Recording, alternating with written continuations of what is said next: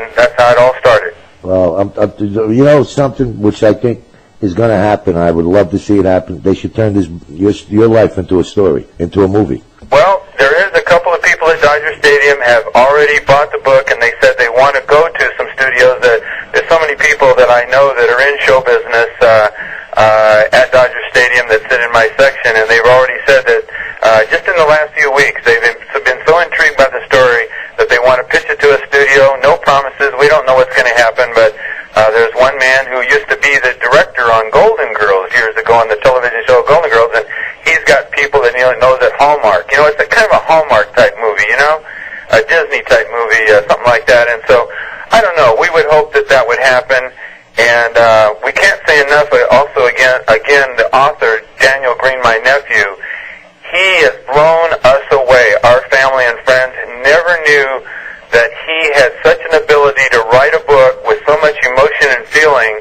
And he's a young man that suffers from cystic fibrosis, and he's 29 years old. He was only expected to live when he was born to only 2 or 3. And he takes medication, but he's not a complainer, and he goes through life, without a whimper, and yet he has this life-threatening disease.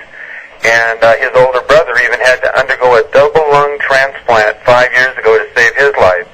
And yet he has just really done something with this book that you just won't believe it. Wow. The command of the English language.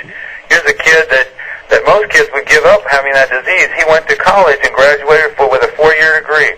That's fantastic. And he's just a terrific writer that has all the facts straight, and would even though he's at that young age, he would go on the internet and he would find out the mood of the country at that particular time when he's writing the book, and the factual things in regards to players on the Dodgers that he had never even gotten to see. You know, Sandy Koufax and Don Drysdale and anyone and everyone that's in the book, and there's 100 pictures in the book. You know, the one that's me also with Jay Leno and Johnny Carson on the Tonight Show as well. Well, I'll tell you the fellow that you probably know, Tommy Lasorda, who's a great guy, dear friend of mine, would go crazy reading this story because Tommy's a people's guy just like you are. Mm-hmm. And he would, I think the whole story, with your nephew having the problem that he has, to come across and put a great book, and you got to, the information before it rolls by me is going to be available on my site, The Perfect Pitch by Daniel Green. And we got to make this book, we got to put it in the top 5. We got to get it up there. You're a good friend, and we sure appreciate it. Well, the point is, Raj, what it's all about is, I see my show is a little different than most shows. I tell the truth, and most people are spinning something because of whatever reason. I don't spin anything. You're a great human being, number one. You should credit your mother and father for doing a great job. I hope that are they still living, or are they? No, they both have passed away, and they never had a chance to see this book. Wow. And you're right. It was the upbringing. My dad was from Tulsa, Oklahoma. My mom from Holmesville, Pennsylvania, and just the upbringing, and they showed us what was right and wrong and the way to live your life, and they were perfect examples.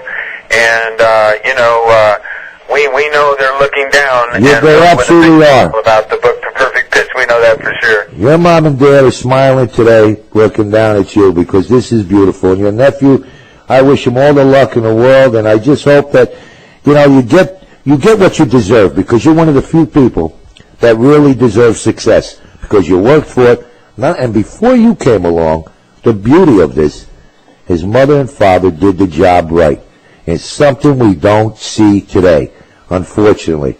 His mom and dad did the right job with 9 kids.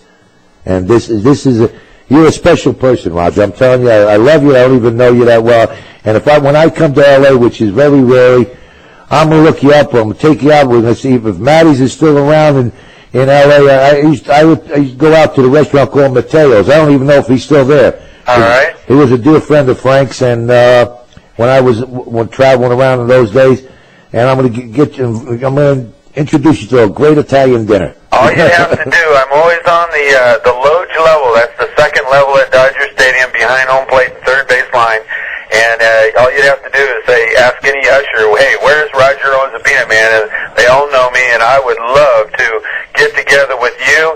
And by the way, Tony, this year I'm working on, an EBA, an earned bag average below 1, and that's working every day without any relief pitching, you know that. Right. And so, if you don't happen to see me at the ballpark, then you'd probably know that Steinbrenner's been talking to me in New York, I kid you about that. I would never leave Dodger Stadium.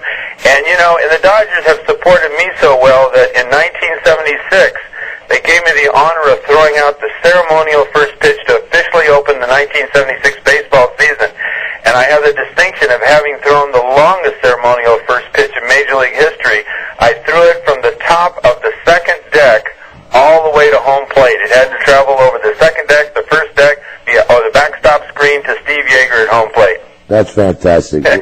Roger, listen, it was a joy for me having you on today. Thank you. And I wish you all the luck in the world, and give your nephew a hug from Tony. I will. And if I come out there, I'll find you, believe me. I have no problem with that. It would be a pleasure. And this is a joy. Thanks a lot for it. And it's the book, once again, is The Perfect Pitch. It's a great book. Buy it. Roger, thanks a lot, babe. Thank you. Take care. Bye-bye.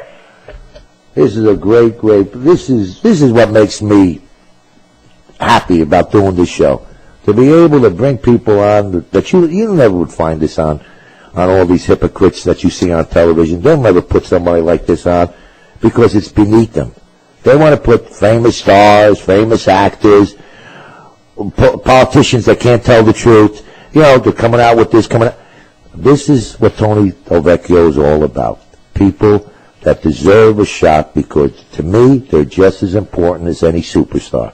This guy, his life story has got to be of value to you because it's beautiful. And I know I use that word constantly because that's what my life is all about. Beauty, beauty, beauty. Mm-hmm.